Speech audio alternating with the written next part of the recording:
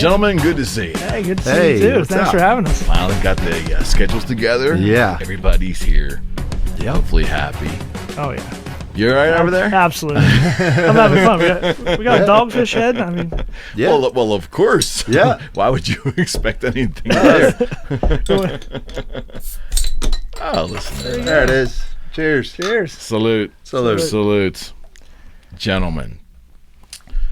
You know I'm going to start with this, right? I'm going to start with this. I just want to know. Inquiring minds want to know.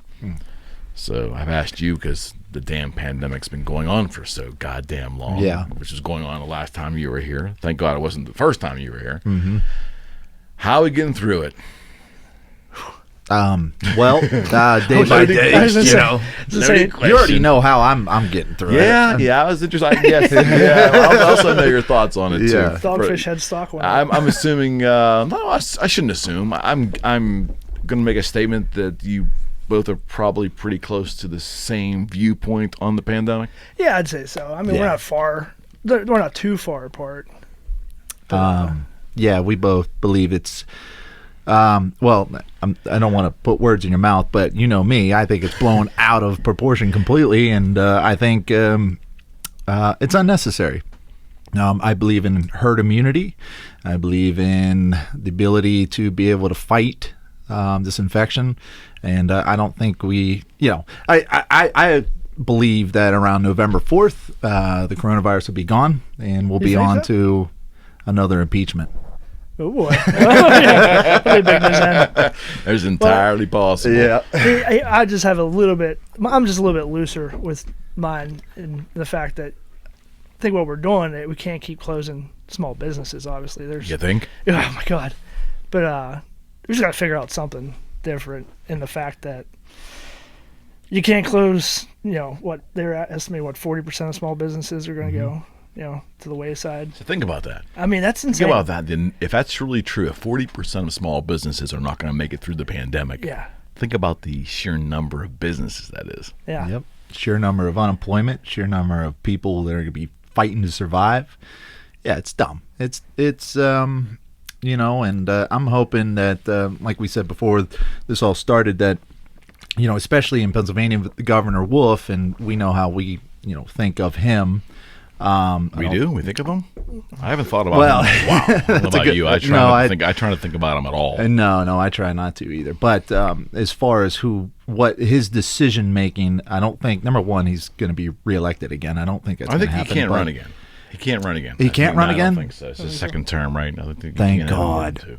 Well, that might explain why some of the actions are the way we see them, because he just doesn't give a shit. Yeah. There's no implications for him. Yeah, and you know, a lot of the things that he's doing, I just don't see it. And I saw recently, like, and not to get too political and get back on the Trump train again, but it seemed like was it Florida, Texas, Alabama, Tennessee, and a few other places that Trump has his rallies in, the coronavirus is spiking.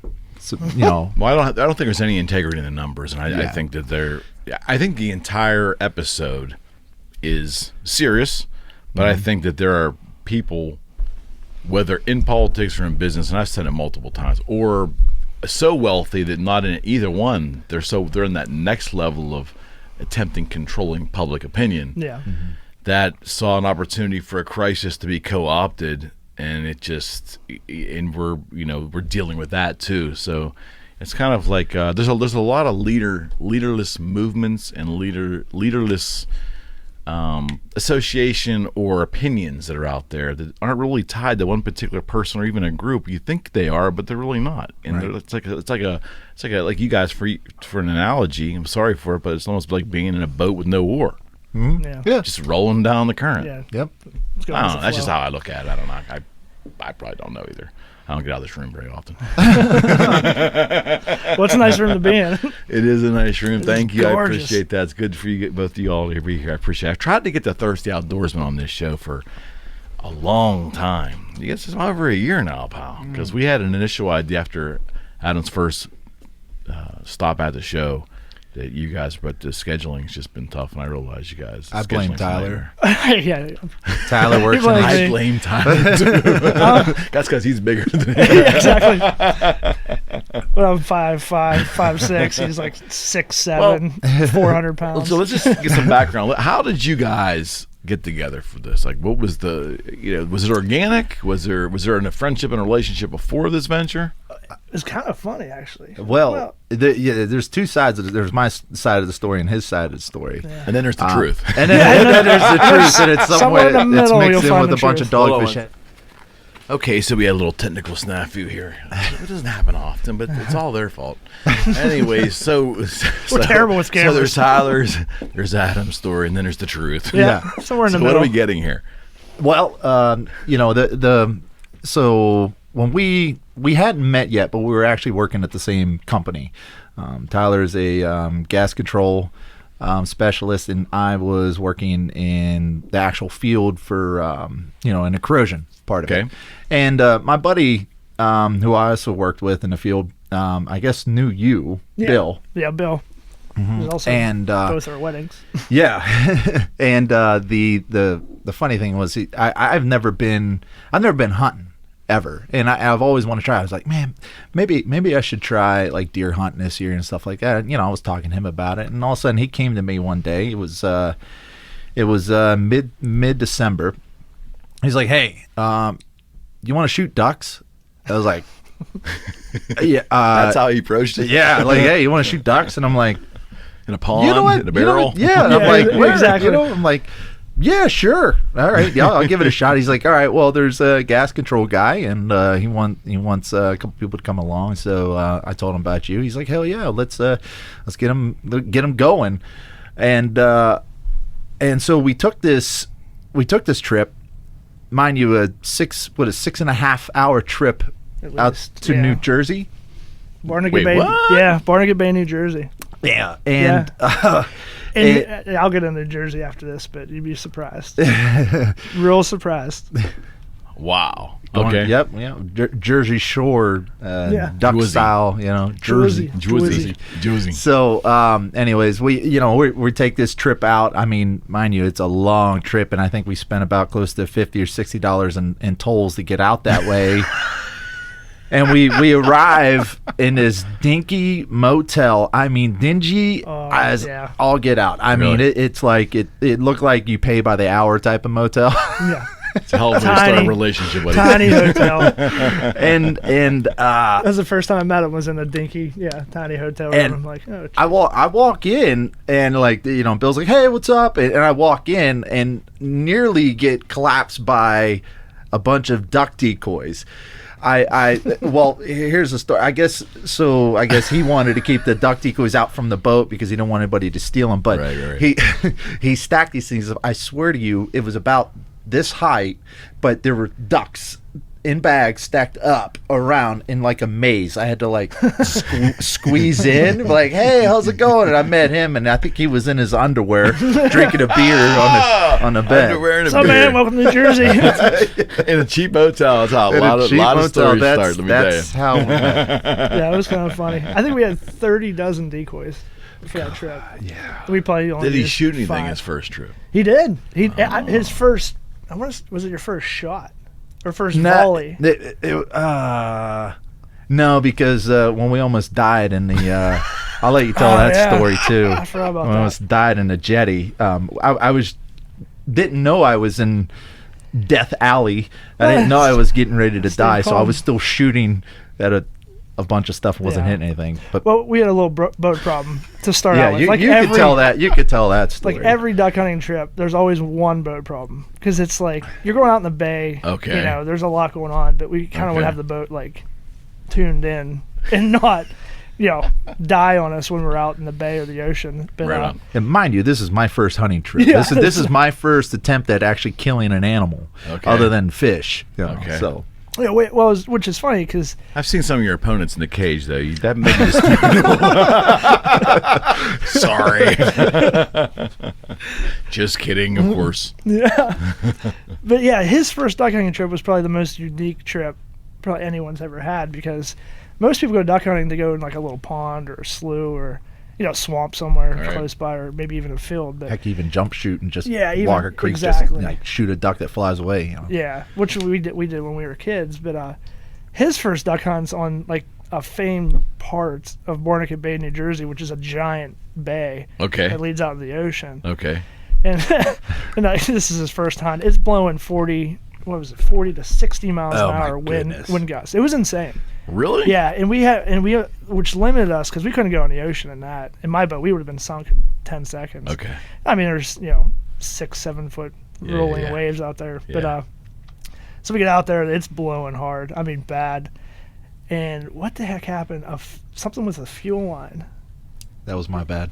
Yeah, that's right. I forgot you. Yeah. He's admitting it now.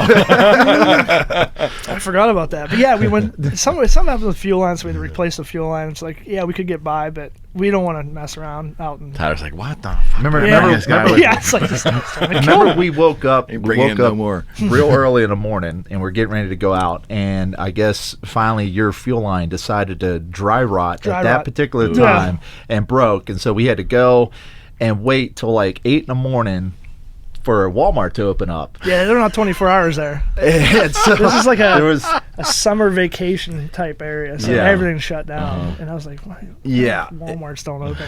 And 24 so hours a day. finally, we got in, we ran in, and they actually had a fuel pump, and I was like, oh great, and it's just a ball squeeze. And I've installed maybe 2 or 3. I used to work in a harbor back home in Maryland. I've installed like 3 or 4 of these, I wouldn't say. Like the ball pump, the pump. Yeah, it's a pump that you inject the gas in with, and then eventually it sucks through. But I've installed 3 or 4 apparently correctly without knowing. And so anyways, I get up in the back of his boat, and I install this thing and say, we're good to go. All right, we're good. Let's go. And so we went. Well, where we went wasn't far from the boat launch because it was so bad out there. It's like, all right, I showed him a map. Like on the phone and everything. It's like, we can only go here because the wind's blowing from the east today. Right on. Which sucks. I mean, it's terrible for that area, but right. we can only go here because we're kind of protected from the wind. Okay. We won't die, basically. And we get out there, terrible day of hunting because all the ducks went way into the bay because it was too bad out. So they try to stay away from the rough water. Okay. So we basically saw all the ducks just fly right by us. And we maybe got 1 or 2 volleys. Yeah. That day, and we killed his first duck, which is one of the most beautiful ducks in the world. It's called an old squaw. Okay. They call them longtail now because old squaw. I don't know. It's like the Redskins. Like right. But so he kills his first duck, which is a just gorgeous, like wall hanging duck. I'm like, you son of a bitch! People go 30 years without shooting one of these, and he shoots one. He'll put the athlete card on you. Well, I'm an athlete, of course. I'm pretty sure that was said. About the other 20 ducks, though, I didn't have much luck on. And our buddy Bill, he had a bearded Bill, like he has a beard down to his belly button. It's hilarious, but he probably had the 2 or 3 easiest shots at a duck. They landed in the decoys on the water. Swam up to him. Yeah, basically swim right up to him. And all you see is like feathers. Water flying up all around this duck. And the duck's like, what in the world? And he looks at it, and the duck just kind of looks at us, looks back, and he's like trying to reload and getting some shells in there. And all of a sudden he's like, all right, I'm out of here. just takes off. And we're just like, oh my God. It's like you'll never have a better shot at a duck in your life. He redeemed himself. He came to Alaska with us, I think a year or 2 later, and had some good shots. But at the end of the day, the sun's going down. Like, we got to get it, like, pick up a little early, like pick up all the decoys. So what we do is we put they're called long lines. So you put 12 decoys on a line. Okay. So, and there's a weight on each end. So we throw up like 5 or 6 dozen of these, which isn't that much, but in weather like that, that's a lot. If you're picking them up, they're that much. If you're driving a boat, they're not that much. Yeah, I'm the one driving, just like ordering people around. I'm sitting here in 20-degree weather, hands cold, icy, pulling up these things, and I'm like, soaking what wet. is this? Is this hunting? Is this what hunting? Is this what killing animals? Is this worth it to you? As I'm picking up all these It's just decoys? miserable. Yeah. Oh, man, like it gets great. so cold out there. Like there's like great. an inch of ice on your boat. Yeah, but for like talking about the time that we died though. So to get back to that story, he wants to get into technical things because he's very technical in duck hunting. But for me, okay, my first time, I'm like, all right, we're gonna go out. We're gonna shoot a ton of ducks. Okay, it's gonna be fun. So right. we installed this fuel pump. We go out. We head out, and we get near kind of the jetty because the wind was somewhat calm, there. But mind you, there's still a heck of a current. The Still tide's pushing out. ripping out. Like Yeah. it turned into a river, basically. Right. It's you have this giant bay that's 30 miles long. Sorry, That's all right. 30 miles You're good. long, and it squeezes into this jetty that's 100 yards wide. If Yeah. that. Yeah. So you have to think all that water is trying to squeeze out of here. Yeah. So it's a ripping river. You could probably So it's- whitewater, kayak on that thing. Yeah. But we're sitting there. We're in this jetty, and all of a sudden his motor dies, and I'm like, hey, I grew up on a bay, grew up in the Chesapeake Bay. Right. I know about motors. There's Right. always something bad happens, and I figured he had it under control. It's a gorgeous boat. It's what is it? It's, duck wrangler, duck water, they call them now. Okay. It's Very like a few are Kevlar. made actually. Yeah. Yeah, it's Kevlar Made out of for, Kevlar. Yeah, for breaking ice. So it's like Really? fiberglass and Kevlar and fused hull. So Okay. I've only ever broken ice with it a few times. And it sounds like It sounds like it's almost indestructible. it sounds like when you actually break ice with it though, you pucker up big time because you're just waiting for a giant piece of ice to come through and sink you. Also extremely heavy because Oh there's my another God. story behind that. We're never gonna get out of our first time. That's all right. This is my experience. So, anyways, we're in this jetty. And there's a couple ducks flying over, and me and Bill are popping up. Mind you, the engine just shut off. We're shooting these things. I'm sitting here. I'm just watching. And I'm not realizing the chaos and torment that's going in the back of the boat that's controlling the boat.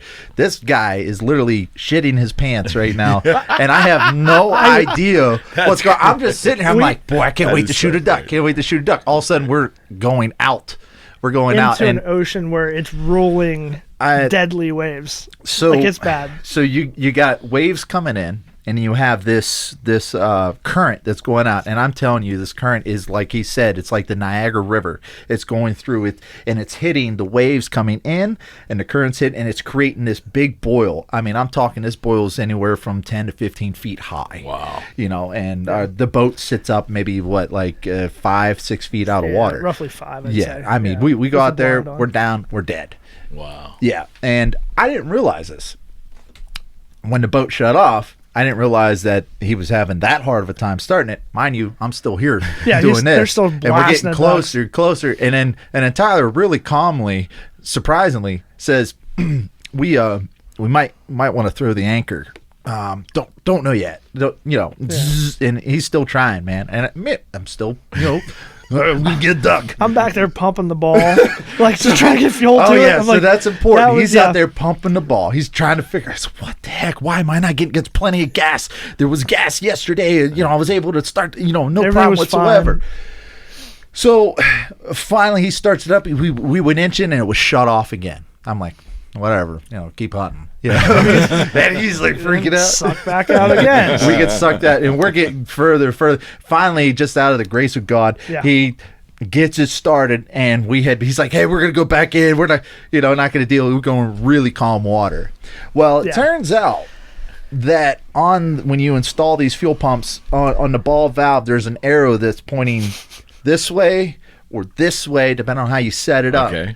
So the way I had it set up, I was literally, when the arrow, as you push the valve like that, I had it set up to where it was sucking the gas out of the engine. Out of the engine. So I'm back there pumping the ball and literally Just causing us to sucking the go engine closer out. to death. I'm like, wow, I wish I would have known that. Yeah, and then we found out. When did we find out? We found, I think, the next morning. Or no, I'm sorry. This No, was after the we trip. had I'm left. sorry. We had yeah. left. All right. Yeah, because we came back, and then I took my buddies out on the Monongahela, the Ohio River, one of the Okay. two. And we're just putting down the river. It's like 4 a.m. We get out real early when we come around here because, we want to get our spot. Out in the bay, you have Yeah. hundreds of miles. Yeah, you yeah. know. But there's other hunters out there, so we want to get out there early. And we're putting down the river, and a barge starts coming up behind us. Those big coal barges. Mm-hmm. And I'm like, all right, let me just kind of kick her and gear it, start kind of hauling little bit, and all of a sudden, boom, boom, boom, boom. Oh, they love Not that. again. Like, what the hell's going on? Yeah. Those barge drivers love that. Yeah. And all of a sudden, like, this thing's getting closer and closer and closer. I'm like, oh my God. So I was like, everybody turn on your headlamps, because we all had headlamps on, but I had them turn them off because every time they look back, I'm blind, you know. And so we all turn on our headlamps, and I turn on all the lights on my boat. I have this giant front light. It's like I don't know, it probably lights up half the earth if you turn it on. And I turned that thing on. I was just kind of like flashing them with my headlamp. And he knew that there was something wrong. We were dead center in the river. And he turned that barge around us.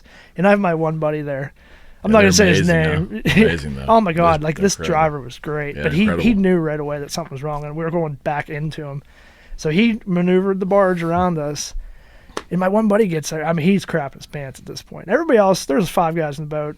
Probably 3 of them are, you know, fine. My one buddy almost crapped his pants. He's like, take me to shore. Like, how am I going to take you to shore? Like, you want to swim? It's like 2 degrees out. It's like, come on, man. But we finally get it started again, because I wasn't pumping the ball this time, because I was like, last time that didn't work. So we get to our spot, we lay our decoys down, and the sun comes up, and I'm just looking at it. I'm like, something's wrong with this. I turned it over, and there's an arrow pointing away from the engine. I'm like, that son of a bitch. I think I called him or texted him right away. I'm like, you put this on, bro. You almost killed us twice now. It's like, not only did you almost kill us, but you almost killed these guys. Mm-hmm. I'm completely blaming on him, but I should have seen it too. It's just like something you He's never... taking responsibility. Yeah, No, yeah. I Well, mean, yep. I never knew that. Apparently, I had set up, like I said, 3 to 4 that were fine, or I never really heard of. I hope those people are okay that I helped. Those people I don't know now. Oh, geez. I hope those people Come to are think okay. of it. Yeah. Any story that just starts funny. out, well, I hope those people are okay. Yeah. All right. I just never heard anything from it afterwards, so It doesn't okay. kill you. It just makes you stronger. It's fine. So, but your background initially was fishing, right? Right. That was your passion. That was my passion. I grew up. My dad was he surprisingly actually grew up around this area. He grew up in Point Marion, Pennsylvania. Yeah. And then eventually moved down to the Chesapeake and just decided to stay there because it was so beautiful. Right.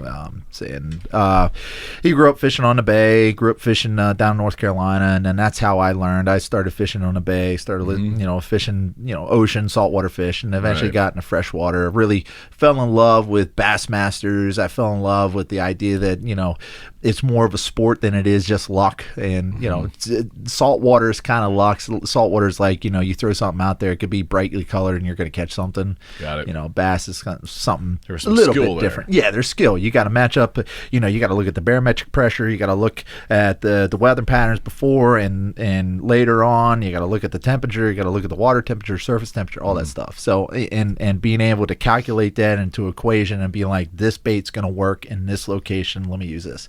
And I really like that. And so that's when I started getting into fishing. Pre-spawn, post-spawn. all that And then I met this guy. That was a kid. There was a guy named Babe Winkleman. Didn't they ring a bell? Yeah. You can't be that young to remember that. No, it's got to be. You got to. Babe Why do I Winkleman know was that like name? he was the first celebrity bass fisher, I think. Okay. And That's probably why then. I think ESPN was kind of in its infancy, and they were looking for midnight programming. Probably. We need something to throw in here. I'm sorry. That's what it was. I'm sorry. It's not disrespectful to the bass fishing. I'm just saying it wasn't holding the same audience as like a football Of course. game or basketball game. But Babe Winkleman was a thing, man. I remember that as Yeah. like, everybody that like really loved the outdoors when I was a kid, like Babe Winkleman was the thing. I don't know if he was just a figurehead, if he really could fish. Who knows, right? Kind of like Bill Dances today. And Yeah, and Yeah. then he would bring anything that Babe Winkleman would sign or endorse was the greatest thing on the planet, right? Of course, yeah. Yeah, And this is the 70s and the 80s, but I mean, it was really Babe Winkleman fishing. That's that's awesome. Babe Winkleman bass boat. Babe Winkleman fishing rod. Babe Winkleman cooler. I mean, it was Babe Winkleman everything. So who's so taking funny. but who's taking the place of that now? Like, who's the modern day? there's a bunch of them. probably Jacob Wheeler is the guy right now. Now I watch regularly the MLF. Well, he's the most active and most successful angler today. Okay. As far as like notoriety, Mm-hmm. I want to say it's either between Bill Dance, Jimmy Houston. Yeah, that was the same 2 people I was about to say. Yeah. It's like Bill Dance, I still think he's just so funny, and Oh, he's getting yeah. older too, so Yeah, he's it's even getting- funnier. you could watch his outtakes for Oh my days. God. Okay. It's just amazing. Okay. I'll have to send you if you've never seen him. It's great. And I grew up watching this guy every Saturday morning. You know, kids would get up and watch their cartoons and stuff like that. I would get up and watch Bill Dance, Jimmy Houston, Hank Parker. Hank All Parker. right. Yeah. So All right. yeah. What's it? Why you laughing? Hank No, Parker? just like there's another guy, a guy on YouTube now. He calls himself Hank Parker, or not Hank Parker. It's Hank something else. But he kind of makes fun of the guide side of fishing and of trout fishing and fly fishermen. Oh, I think I know what you're Oh talking my about. God, it's hilarious. This guy is so funny, and he talks about it. Just I can't even Well, articulate. if you're going to start a YouTube channel with a fictitious style character Oh, my to God. talk about the outdoors, the name Hank is the first thing Hank's- you're going to come Hank's to, a- right? Hank or Carl for some reason is the Yeah, funniest yeah. name ever. You got to use the name Hank. Yeah. Okay, so you guys meet and have that experience. Yeah, have a near-death You're not leaving experience. anything out, are you? But how did we get from there to the Thirsty Outdoorsman? That's a good question. If Well, you don't know, I sure the hell don't know. I kind of had my own thing, or I had my own thing going with Northern Quest Outdoors. I mean, it's still there, but we just don't really do anything with it anymore. And he was doing his thing, and well, I'm sorry, what was his name? It was Thirsty Outdoors. Yeah, no, but what's his name? Oh, it was my buddy and one of the guys Yeah. I used to train with. Yeah, Right, one of the guys right. I actually, when I was a head coach at Fight Club, I trained this guy up, and we actually became really good friends. But personal issues kind of kept him from really, exploring the Right. Thirsty Outdoorsman. So Right. I was kind of on my own after that. Yeah. But you had the idea for the name, and you knew what you wanted to do with it. I knew. Can I tell you the couple of the names of Oh yeah, these are fun. These are great. beforehand. So the first one I came up, because we came up with I came up with, it was called KO the Fish. KO the fish. Knock out the fish. And I created That's a knockout I name created right there, this isn't it? little. I didn't, come to think of it, I'm surprised not a lot of like animal lovers. I don't think they would have liked that. You gosh. knocking out the fish. Yeah, we catch them and beat them off the kayak. No, but it was a strange time, and It was just I've It was a moved strange beyond time. that. There's been a lot of excuses on this show. Yeah, oh, and yeah, stories yeah. that no one has ever said. You're gonna hear it more. was a strange It could be fake news out here. So no, it The logo for it was funny too. Yeah. Oh no, I had what I have? What It was was the like logo? I think there was like a fish with a black eye or something like that in Oh, stars. that's great. Oh Above yes, it. yeah, it was. Great. Oh god, I made it on what the hell was it? Paint or Microsoft Paint or something weird. Microsoft Paint. Really, yeah. But anyways, so funny. it started off at KO the Fish, and then eventually, I had a couple other ones that I can't remember that we kind of switched to. Real Impact Outdoors was one, Okay. and I was like, that's cool. And then when I went to go research, somebody else had already kind of had that. It was REEL Impact Outdoors, like fishing reel. Yeah. And then eventually I just kind of like, we got to get a little more professional with this, the Thirsty Outdoorsman. And then the funny thing was, my girlfriend at that, well, my wife now, she said, Thirsty Outdoorsman, does that mean like you drink? You drink and go fishing and stuff? I'm God, like, so no, bad. what is it? Quench your thirst for the outdoors, And then Good try. Yeah, I have to try it as he continues. It's not drinking and fishing at It's all. nothing. I swear to God. Good try. Yeah, there's no obvious indication there whatsoever. Yeah, no, I have no idea where they get that from. Meanwhile, this is green in our colors. Yeah. So anyways, I had came out with Thirsty Outdoorsman, and then and that was about the time that he had a kid, and eventually had to kind of focus on that. I was like, cool, that's fine, and I took with it a little bit, and I was just posting pictures. I wasn't really doing anything, and I really have never gotten into videography much. Right. And it was something I was really looking into, but I never really had anybody to show me what to do. And then, of course, me and him were friends at this time, and we had our own things going on. And then eventually, it was something really weird. This guy, do you remember the cable show that Yeah. we were a part of for like No, you I know, don't, I don't remember that at all. Even though we never actually saw it on TV. We were actually. He's assuming that you're the big drinker. Yeah, You can't really, remember shit. Do you remember that TV show we used to have? Like, no, I have no recollection of that. Well, this guy Great. hit me up, and That's great. he's a moderator for this cable company. I can't remember for the life of me right now what it was called. I could never It remember. was something similar to like Armstrong Cable. It was only in a select area. So this was in mainly North Carolina, Virginia, parts of West Virginia, and parts of Maryland. Right on. Those were the areas that they kind of Virginia. viewed. It was out of Virginia. A little bit out of Virginia, yeah. And he went out to, I think he threw out a number like 2 million people or something like that. I was like, oh, cool. He's like, hey, I have a time slot. And I saw what you have on the Thirsty Outdoorsman Facebook page. And, one thing I think I kind of do pretty well, not to boast about me, but, I tend to like, I love putting graphics to stuff and making things kind of look a little professional on photos and things. And I think this guy thought that I had some massive episodes that I can throw out to people who want to watch. And so he hit me up. He's like, hey, man, I want to throw your episodes on Thirsty Outdoorsman. I want to throw it on prime time Monday night at 8 o'clock on this channel. Okay. Now, this channel is very... it's a very religious channel. Yeah. Yeah, it's so fun. You gotta get a start somewhere. So we took it was a live TV is what it was called, and That's what it was. he said people are kind of scrolling away from the channel because it's all about sermons. Everybody's on there just preaching the word of God, whatever, which is great, but it's not very exciting to watch 24/7. So he's like, we're actually starting to put together outdoor shows now. He's like, would you want to be a part of that? And I was like, yes. I have no material. and then Got some pictures for you. Yeah. So I hit up Tyler. I was like, hey, Tyler, I have this. I actually sent him a screenshot of this guy. And I guess at this point you started stewing on what could possibly be, a co thing. Yeah, I already maybe we should. I mean, he's doing that. I'm doing this. The guy that I do Northern Quest Outdoors with moved to Chicago. Okay. He's actually one of the kids I used to coach in hockey. I mean, in college, so he's not that young.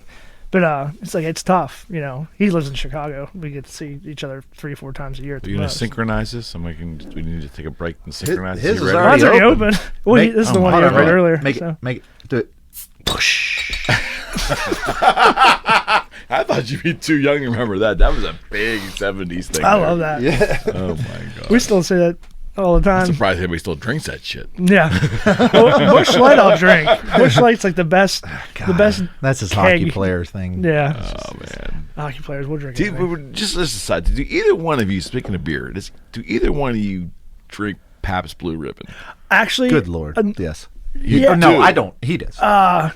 My buddy lives in Montana. He's actually from Johnstown. That Josh. explains it. I was asking about you, though. You're not from No. Montana. Like, he's from he's from close to Johnstown where I grew up, and he moved to Montana and started drinking Pabst Blue Ribbon. And I went to his fridge one night, and he's been there before fishing. I opened up his fridge. I'm like, what the hell? They still make this? Like, how old are these? I'm thinking they look like old cans too. I'm like, when when was the last time this is? Is there dust? It's like, oh man, it's great. I'm surprised like, it's still a thing too. I'm just throwing it out there. Honestly, I did not mind it much. Like, and after like 2 or 3, it's like, I can't tell you a time I've actually had Pabst Blue. You didn't have it when we went to Montana? No, I didn't. He'll admit that he Yeah, exactly. Yeah. It won like the Blue Ribbon Festival in like 1890, and they still call it that. It's like, let's run with it. It's a new thing called beer. What's beer? The first and last time they won it. Look at this new thing that's called beer. This thing came from Germany. All right, so I'm sorry I digress. I'm sorry to push you toward PBR of all things. Yeah.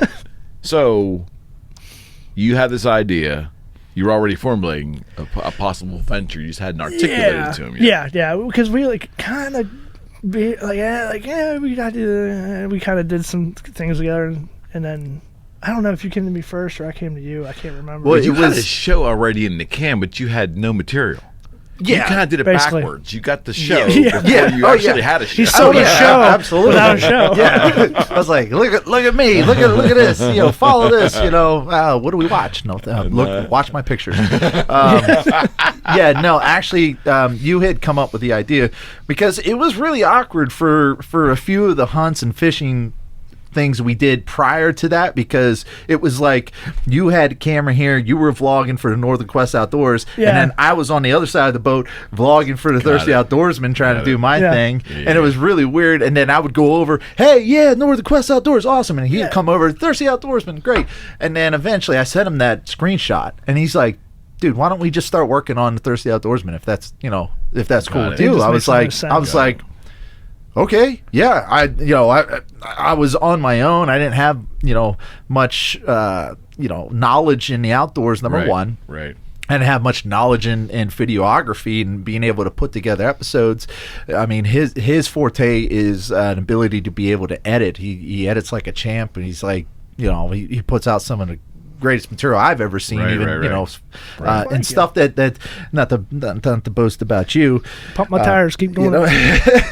And I can't drive a fucking boat, but he can edit. He can edit. Can't check your fuel line every once in a while. So we, and then did you die? Did you die? Almost.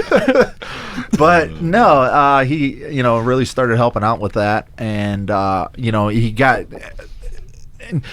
great. I met him, fantastic friend, awesome partner, cool dude, but damn it, I have got no money left because of his ass. The first thing he had me buy was this camera that was $2,000. And that was used too. It was used. Yeah, that was. It was like, you can pay more if you want. Good grief! Panasonic GH5. It's got 4K capability. Oh, that's good stuff. Mirrorless. 120 feet or 240. Slow mo. All this good stuff. I'm like, holy crap! Okay, fine, I got it. And then we started creating. And our very first episode was what he was talking about. We went out to Montana and met his friend, and that was our first show. And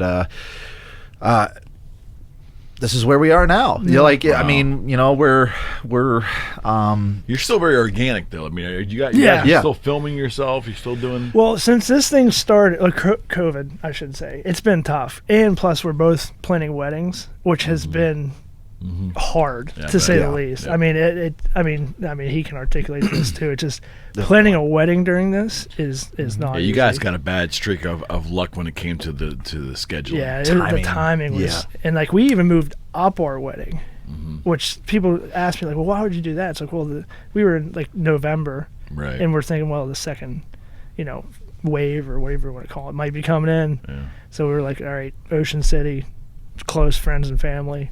Keep it safe. That was predicted. Everybody just knew it was coming. Yeah. We assumed that whether it really was factually happening or not, it was going to be coming. Yeah. And that's the thing. It's a shame we knew that, though. We all knew that. Well, you got people out there who are making all these assumptions. We don't even have facts yet, and we're just going to shut everything down. Yeah. Anyway, sorry to take No, it's fine. But like us planning the wedding, COVID starting, I moved a little bit further. I'd say another 30 minutes away. Right. But it's just kind of like once everything settles down, he just got married. I'm getting married in 1 month. That's right. Congratulations, my friend. Thank you. It was completely unannounced to everybody. It was a surprise. That was not that you were getting married, but when it kind of happened, that blew our minds. Yeah, that was so. Mind you, when we're going through our marriage counseling, premarital counseling, that comes later. That'll be in a year or two. Yeah. That comes later. Beer's usually involved in that too. Lots of beer. And we were talking to our guy, and he's like, "Yeah, the main thing is what makes marriages work is compromise." And she wanted to get married, wanted to do it right now, didn't care if it was just me and her or whatever like that, and I wanted to have a big wedding because in my family nobody has ever had a wedding. We always just went to the courthouse, got married, and then we find out about it like 3 days later. Oh, you're married? Okay. Between our family. So I wanted to be able to have the mother, son dance, father, daughter dance, whatever, and all the, big ching days, get completely wasted, have a good time and not remember it. So I wanted that wedding and she didn't care. And I was like, here, why don't we do this? Because we had a wedding set up, which is actually this weekend was supposed to be the wedding, June 26th. And we ended up obviously having to cancel that. And we tried to find other venues. Couldn't find any other venues. Any venue, we looked in Ohio. We looked in West Virginia. And everybody was like, okay, you can have a wedding here. You can have 150, 200 people, but nobody's allowed to dance. Okay, all right, well that's great. That kind of cancels out the father-daughter dance, all that crap, you know. And then and everybody has 6 feet apart when they're eating. Work? You know, what's the difference? You know, what's the difference? Everybody's gonna be coming in, shaking hands and hugging at the same time. But anyways, so my compromise to her was like, look, I still want to have a wedding. Let's move it to next year, and then we'll go to the courthouse. We'll get married now. And we'll benefit, number one, benefit from taxes. We'll have married, you know, we'll get the marriage license, everything taken care of, and then we'll do it before God next year. Right. And that's when the big party would be. So, all right. By the way, it's May 29th. Oh, hey. Yeah. All right. So, sorry. He's one of my best friends. So, is now. yeah. So I need to get my tuxedo. Yeah, but go ahead and put that in your calendar. Yeah, You're starting to say Star State. Sounds good. Yeah. Repair your liver. He's like, hey, we're getting our tuxedos at Men's Warehouse. Yeah, Men's Warehouse. I'm looking at this, and it's like the sweetest tuxedo I've ever seen. And I looked at the price. I'm like, oh my god, are we buying this tuxedo? You're like, you get it for a few months at a time. I was like, it's pretty sick, though. Yeah. So, but anyways, that was our compromise, and we got married. Well, congratulations. She's officially. Yeah, it's actually, you know what? I want to say it is fun. It's fun being married. The married life, yeah. It's no cool. question. Tried a couple times. I've done it 3 times. It was so good, I had to do it 3 times. Well, I had so much fun at the end. Just gotta keep going. No, I'm good. I'm good. There comes a point in time where, it's like anything else. I mean, you ride the roller coaster a couple times, and you're pretty much done. Yeah. You'll hopefully ride it once One really time. well. Yep. And that's Absolutely. it. But okay, so back to the story as we keep getting at your humble host is doing that to you. I apologize. So there's a lot in between you guys forming the alliance officially and today. I know you just said, well, here we are. No, a lot's happened. How did that show go ultimately? Did you end up, what did you do? Lots and lots and lots of editing. Yeah. And lots of mistakes. Okay. It was because you didn't have prior real show experience, right? TV. Or for me, filming experience. I mean, he's done some stuff with the camera. Got it. And he had to spend like a week beforehand to show me how the camera works, how to set it up, what to do, how to, And it was good timing too, because we just got new cameras, so like we're getting the same camera. Right. We're not learning that one and then learning this one. We had a bunch of different GoPros and other cameras and Sonys, and it's like, all right, we're going to simplify this because it was. It's amazing when you use tough. the same brand, how everything seems to synchronize. Yeah. I found out the hard way. Yeah. I get it. It's like because I had a Sony at the time. I'm like, we're just using this for B-roll. Like, this is just for this. I couldn't get Sony and Panasonic to mesh. I couldn't get when I Yeah. laid the 2 tracks over top. Technical terms here, but one was running at a different frame rate or something. Yep. And so 20 minutes in, even the audio didn't sync, the videos didn't sync. Yeah, if you're using factory lenses too, it'll there's a difference between those two. So. Certainly. Just pick one or the other. Yeah, it was tough. It was a learning curve, beyond belief. But we had fun learning though. Like at least I did. I know I had fun. Like, I did we're too. doing Absolutely. A TV show. Like, this is this is kind of cool.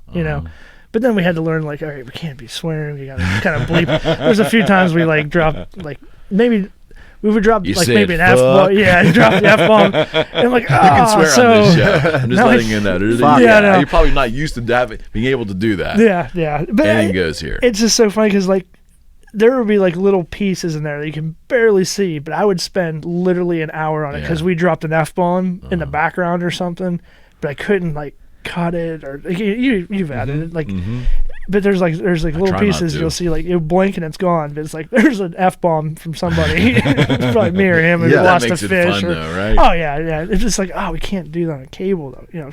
It's not like YouTube where we can do that, or Facebook or whatever. But mind you, we had accepted this offer from this guy to put that put an episode on. Okay, Yeah, like a pilot episode. this was his The religious channel. Yeah, the religious This is hilarious. channel too. That was the other thing was going in the back of my mind. Like, these guys are like, it's the God Squad. Like, we can't like make The them God mad. Squad. Yeah. I don't know why I said God that. Squad. I haven't said that in like 10 years, but Pretty good. and I'm like pretty religious too. It's like, but it's like I don't want to make anybody mad. So like, kind of like really had to like edit it to the point where like we can't come off as.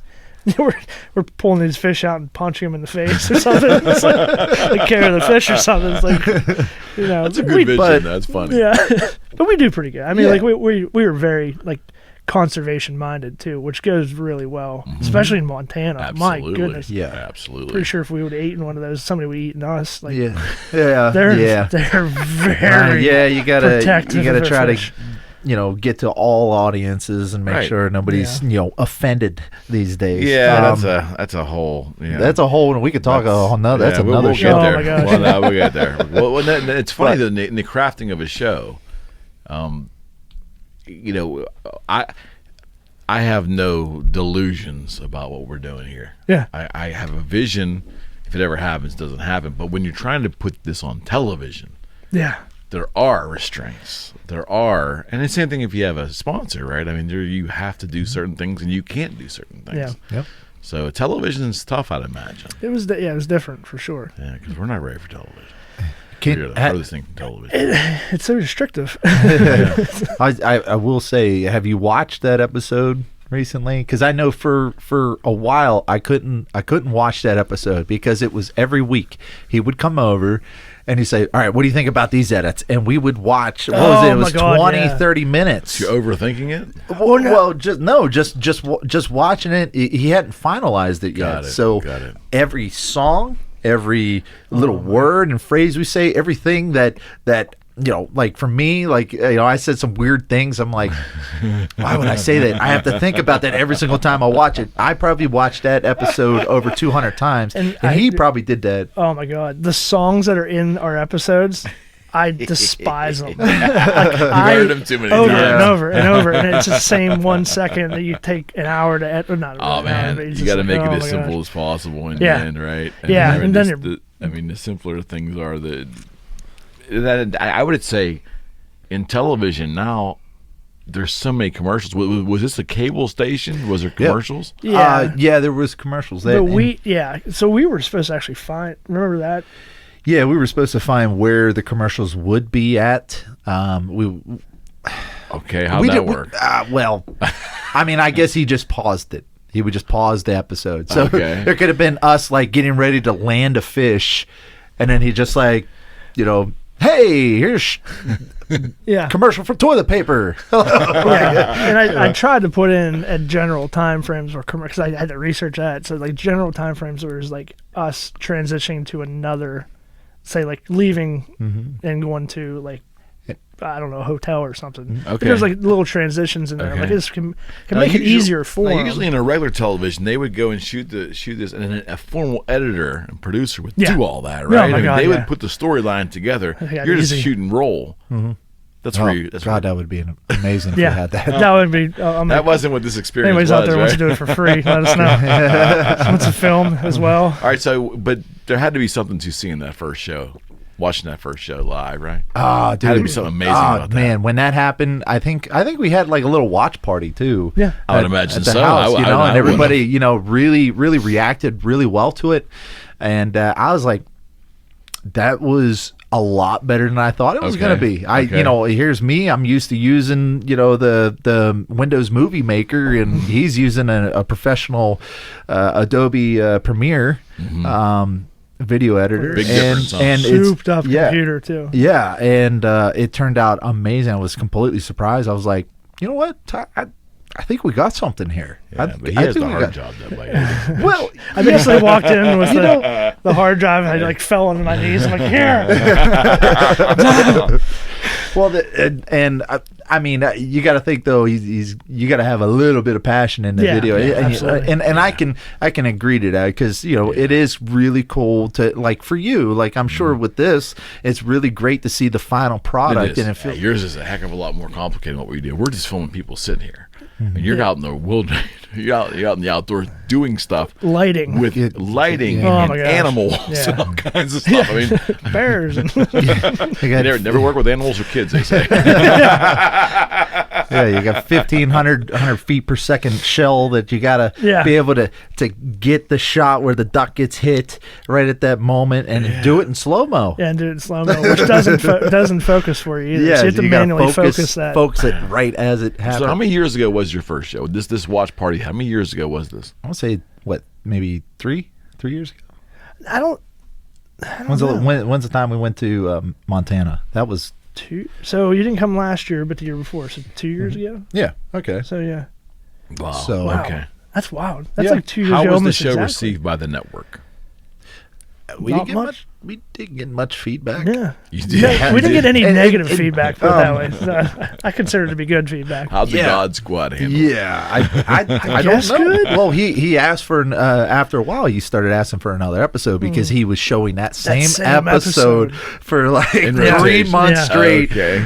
Okay. Yeah. Well, they must have liked it. Yeah, and I actually looked into that too because I was like, oh my god, we got to get something like now. But I realize that happens pretty often, Right. especially on the Outdoor Channel and the Right, I Sportsman bet. Channel. I So I bet. was like, all right, we got time. But I was panicking. I was like, we need to do something now. Right. And I think it took the first episode was 37 hours to edit, which I is like, believe it. you know, like you add an Oh, hour I here, believe it, hour man. there. I It's like, believe it. oh my god. I believe it. But yeah, it's like we need to do something. Like, let's go. And then, or like we're pretty busy too. On top of that, Yeah. we're not getting paid. And that time a lot I of was money. still training full time. Yeah. I was still working Yeah. full time. I was getting like 5 hours of sleep at night, so. I know, and that's the other part of the conversation we were having off camera. People. It was I spoiled some of our listeners and some of our watchers because I was able to turn a couple of these shows around in 24, 48 hours because I just had the time in my schedule. But Yeah. I got a whole nother life outside of this too. Yeah. The one that pays the bills. Yeah. And if I got viewings for a couple of days and clients lined up for a couple of days, I can't. Yeah. Can't do it. Here I am, 3 a.m, like one more render. Yeah, oh my god! Are you?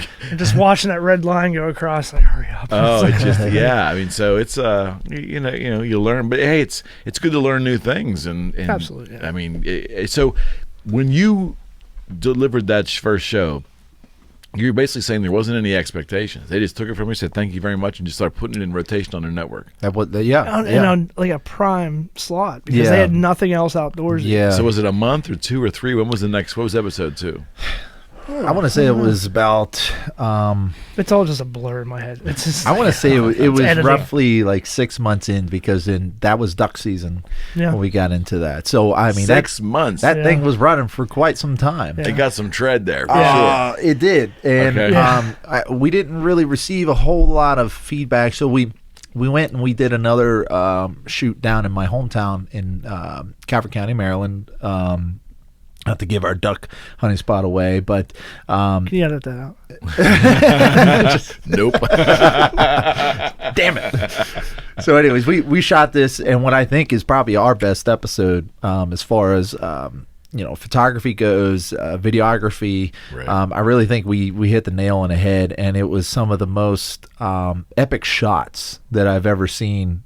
Us actually get. Right. In fact, even other Like duck in hunting duck shows, hunting, yeah, there's some other pretty duck good hunting ones. shows. We got an immense feedback on it. The music, the shots, sunrises on a Chesapeake were just absolutely gorgeous. And this guy edited this video, and it was like from Montana to the Maryland episode, he went up like 10 levels. And it was at that point I was like, hell yes. And we submitted that down for a little bit, and then I not to kind of spoil that whole thing, but we ended up actually kind of pulling that because we just weren't getting enough feedback. We were like, Right. The only feedback we would get would be like not people that we would know, but people that we know were friends or fans. Like, oh, it's great. Like, well, what was bad? Like, there has to be something bad Yeah, about it. Yeah. And everybody's There's like no negative feedback. saying great. Yeah, there's no negative feedback. I'm like, something's wrong here. Like, we Yeah, have to figure out what it is. right. And And, we're too close to it. We can't Right. see. Okay, Yeah. so what'd you do? well, we ended up just kind of pulling it because it seemed to be like a money pit without enough of actual critical, thinking and ideas behind it. So we didn't have everybody really tell us, oh yeah, I saw you on a live TV. You know, I was watching the sermon, and then all of a sudden you popped up. You know, trout fishing. I never thought about that. So watch the sermon, and then there's a I duck was learning about Paul and Peter. Next thing you know, you were punching a fish in the face. Trying to figure that out. And we showed us cleaning ducks in that episode. Yeah, too. we did. It was a We little didn't blood hold back and gore, on that one. you know. And you know what? Come to think of it, our very first episode, you know, mind you, on a religious channel, we drink a lot of whiskey in Montana. So A lot of IPAs. yeah, Some and good ones, too. How does that exactly affect the cinematography? a little shaky. a little crooked. You know, good thing we got stabilization Image in the cameras. You stabilization. know? Yeah, thank God for that. Modern cameras are a blessing. Yeah. Oh my right. gosh. But yeah, come to think of it now, and now I'm thinking about it, man, we did do a lot of drinking, and you know, hopefully they did do a lot don't of think drinking. that's what we were. There's a And, fine you know, line between filming and having too much fun and being on vacation. Yeah. Which is kind of like, because like that Ooh. we're there to relax, but at the same time, there's always that thing kind of hanging over your head, like I need to get this shot, but I'm gonna put down the camera for half hour, and then something great happens, like damn it, why did I have the camera? So in my and that is It's tough, and yeah. that is, I mean, we're in the Wild West, right? The internet's the Wild West, and there's all kinds of benefits of that. The other issue, though, and I learned real quick with this show, was the drinking. I mean, the idea, the concept is awesome. Really? Yeah, the concept's great. No idea what you're talking about. But the hosts, your humble host, should not partake. At least not at the same velocity Level, that yeah. most of my guests were, because you know, hour in, you're like, "Ooh." I mean, then I did need to do some editing. So yeah, This guy fell out of his chair at this point. man. Oh yeah, there's been. I can't say everything that we filmed down here has been used. Unfortunately, there's some great B-roll. Oh my gosh, you need to do a C, D, E, bloopers and F reel. rolls. Yeah, wow. But yeah, you have to. So with that freedom comes not responsibility, but just a different challenge. Yeah. Yeah. And Absolutely. believe me, we would love to have just our own camera crew, but we can't. Yeah, between the finances and ability to be able to capture the shots, I mean, there are some things that we do in the outdoors that I don't think that the camera crew would notice and be like, wow, that's great, that's Right, interesting, right. I'm going to film it. Right. But I think it was unique in how we did it too. Like we were kind of. I think we were unique. I'm not sure. People tell us that, but the way we told stories, and I would be in the background. He had this long arm because my arm's like 2 feet long. Yeah. And a stool. Yeah. So we would do side by sides, and he'd be like, "Oh my God!" You'll are see you the sure?" camera's angled this way, so we get him in a shot. Oh, that's hilarious. But yeah, come to think of it, it is very unique how we do our style. It is more of a vlogging style, and we don't want people to just think, I'm not gonna watch it because these guys are just filming themselves. And mind you, too, we do it because we have a lot of passion in it. But it is very strange to be out in public with a camera pointing at yourself. Super I can't tell you embarrassing. how many times that people. Oh, you remember that second video or episode that we did in Maryland?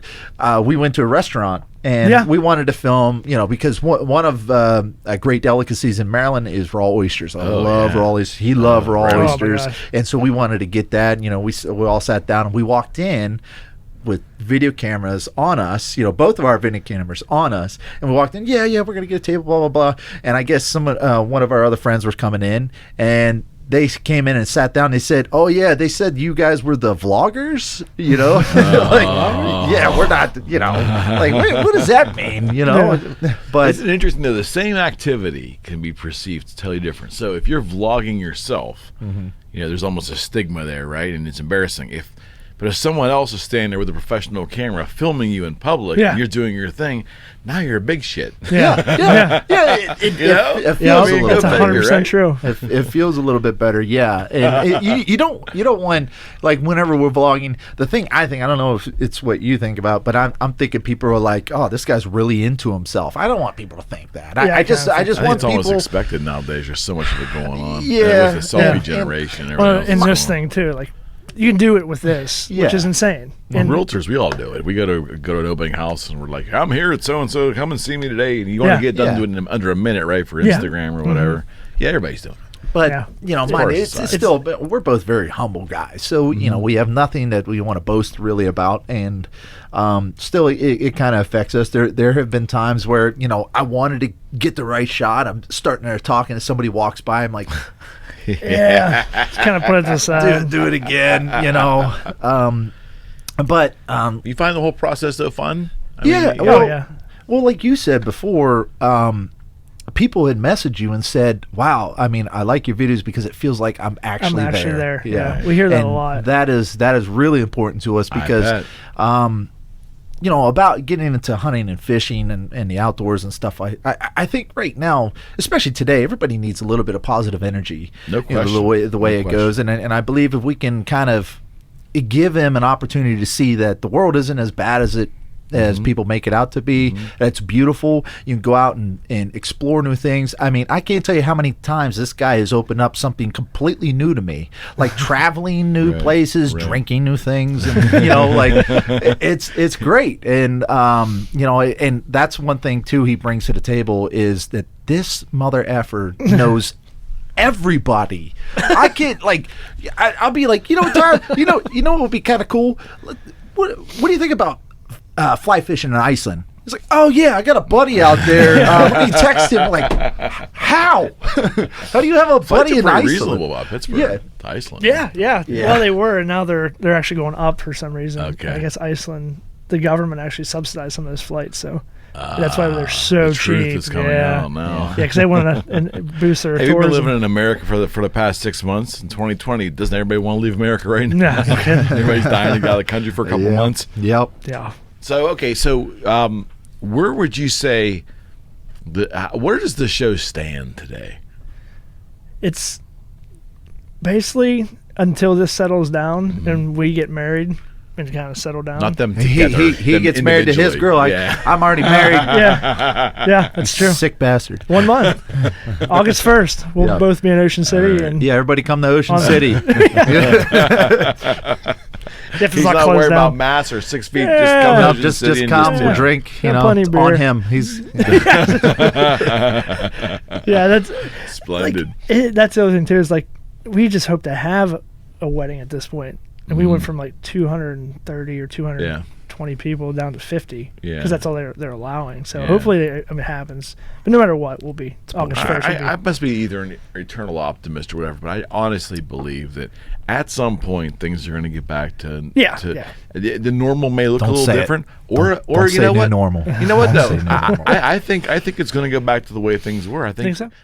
And there's a lot of mistakes being made, and probably a lot of leadership is not happening, but we'll be okay. And we have shorter memories. We'll be okay. We're liable to be taken down by a stupid politician blowing us all up before we're ever being taken down by nature, right? Yeah, no. I mean, it's just crazy though, because we go anywhere in Greensburg, where I'm living now, or say Canonsburg or Pittsburgh, everybody's wearing masks, and then I go back home and no one's wearing masks. I'm like, well, what the heck?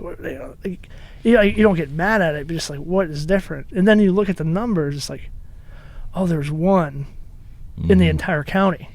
One death, which is terrible. We don't even want one, but it's I can understand if people aren't taking it as seriously because it's one. People are afraid. I think, and that's it might be for those who are not afraid. It's hard for those folks to really grasp it. But you need to step out of your own feelings and look at how society's reacting, and it's obvious. It's just obvious from the reaction of the bulk of the people, but people are afraid probably because of the way they're being indoctrinated through media. Yeah. My God, right? Yeah.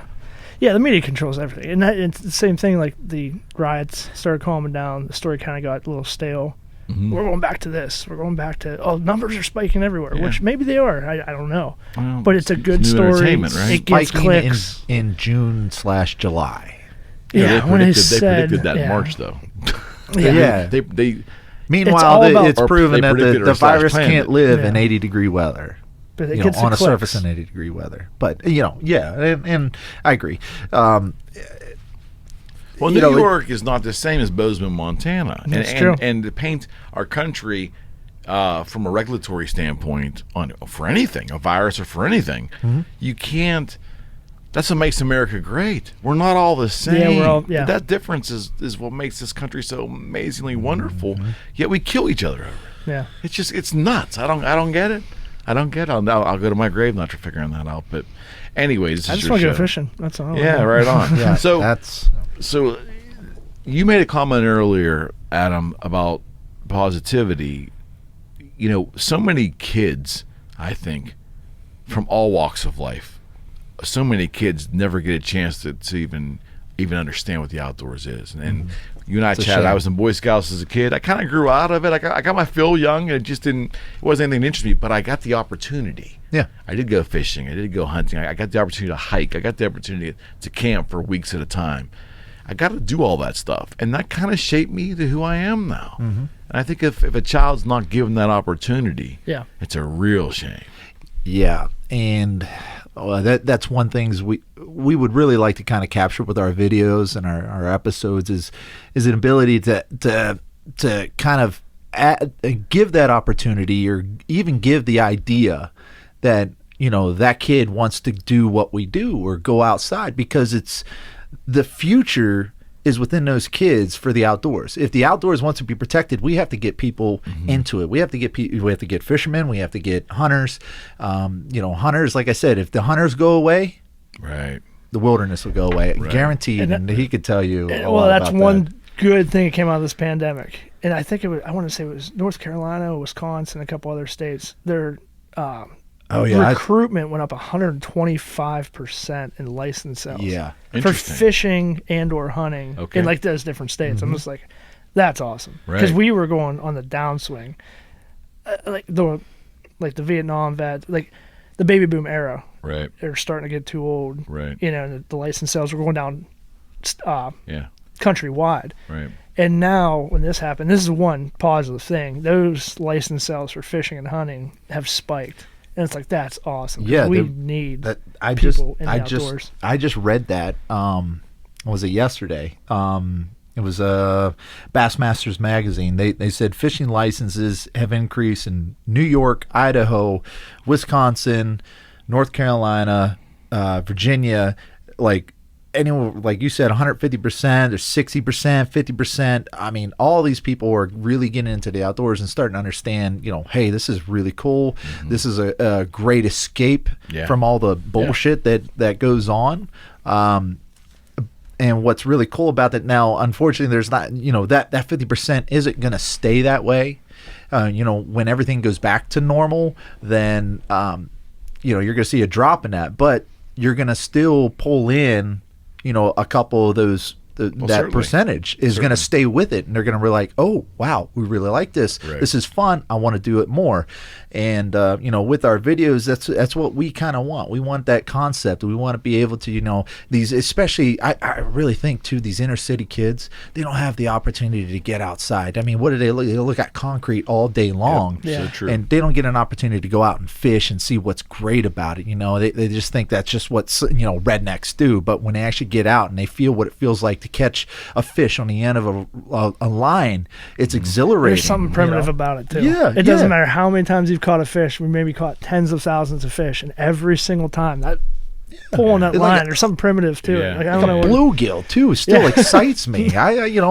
Meanwhile we're down in Florida catching sharks, bonefish, and tarpon. Yeah. But like even a bluegill still excites me to this day. It's just there's something about it that's so, number one, relaxing, but number two, it's just like you said, it's in our DNA. It's a connectivity. Isn't it? It's something. It's like obviously we've done it throughout our history of being a human being. Here today. There also is something missing, I think, too, when you deprive children of the outdoors or the activities outdoors, is a calm, a kind of distraction from other people's wants and needs, letting them find themselves. I think it's only found in being really calm. And if you live in a city or a tough area, or even just a busy area, an urban area in terms of urban sprawl and growth and all that, and even with some of the suburbs are now getting very populated. Yeah. And you don't get out of that at least once in a while to see nature, to drive on a road and not see another car for like 4 minutes. Yeah. To be able to pull off the side of the road into a park and let's see another human being for a while.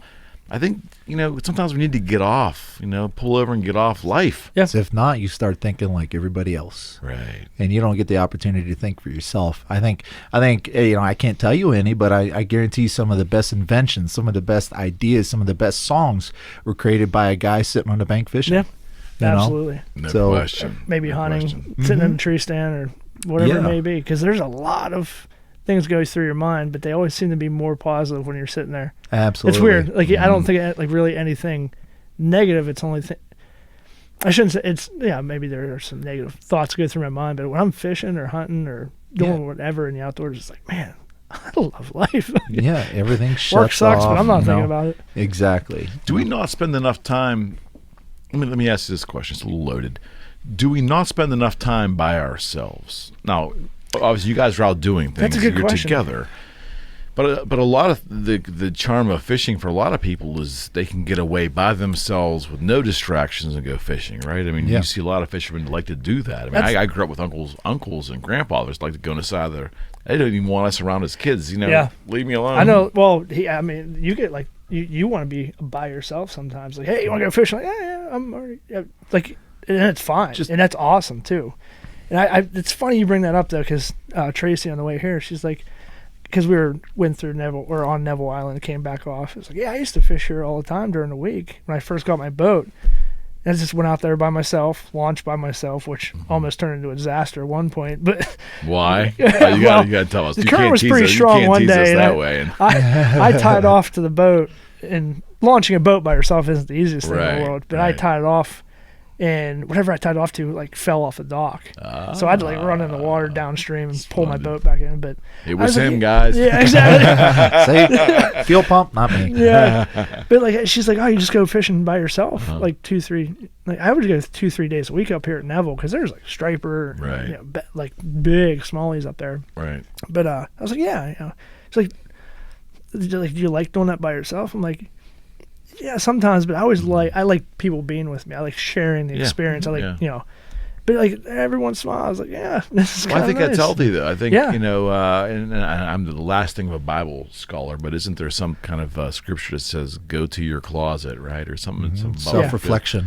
Yeah, and I don't think we do that. I just don't. And if you don't like train a child, if you don't raise a child and give that child the ability to go spend time alone and hopefully things in out. nature, and so they can figure things out. Yeah. They don't get that alone time, and a lot of kids even in the suburbs don't get it. It's inundated. We're constantly inundated, and nature is the opposite of that. Right. Yeah. Well, everything nowadays is so darn complicated. I think what we need is just a tad more simplicity in our life, an ability to go out and just kind of shut things off. I agree. Reconnect yourself with who you used to be, who you were meant to be. We're all mammals. Before you were distracted by everything. Exactly. And as far as us in nature, we're mammals. Our ability to be able to adapt is really important to our survival, and I think we've gotten so far away from that. Why'd that happen? How we lose that? Things are too easy. Just way too damn easy. You don't have to say. I guarantee 60% of the populace don't know how to start a fire.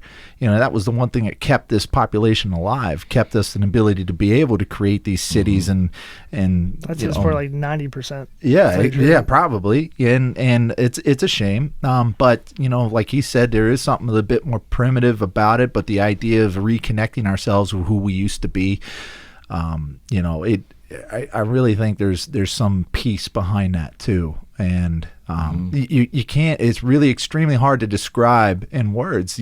These people have to get out and do it. We don't have anybody talking in your ear, telling you what to think, how you're supposed to think. You are literally out with yourself and your own self-reflection, right. Understanding, what you need to do. There are times I'm out there and I've come up with some absolutely crazy ideas, and there are times that, I'm like, okay, what do I do with my life now? What do I do with my life now? It can either be something as simple as I need to catch this bass I see on a bed, or it's, hey, you know what? maybe I ought to start a business, or maybe I ought to start, how can I help the world? How can I leave the world a better place? I can tell you how many times I've thought about that just being by myself. If you have somebody in your ear talking to you all the time, if you have, cars driving by, phones are extremely, such a distraction. Turning this off is one of the best things you can do. Going outside, I don't even care if you just go and walk in a park or something. Turn it off and just, maybe put some music on and just kind of, self-reflect. Hunting and fishing too, because most of the time we go out, we don't have any cell phone service. Yeah, exactly. That's our watch, basically. Yeah, that's other than that, there's nothing else we're using it for. Oh, a part of the population is actually afraid to go into that scenario that you talked about. That's true too. Yeah, and that's a shame too, because I don't think there's enough education out there to get people outdoors. Just like he said, like inner city kids. You look in Pittsburgh, we're surrounded by rivers. We're surrounded by amazing trout streams. We're surrounded by world-class whitewater. It's insane what we have, and no one knows about it. Yep. And there just needs to be a little bit more for this. And there's this thing called First Waves. My buddy Ian Smith has actually started with inner city kids, getting them outside, excuse me, and getting them stand-up paddleboarding on the rivers and cleaning the rivers up and everything. And it just kind of gets them outdoors, and kids are like, oh, man, I didn't even know we had this.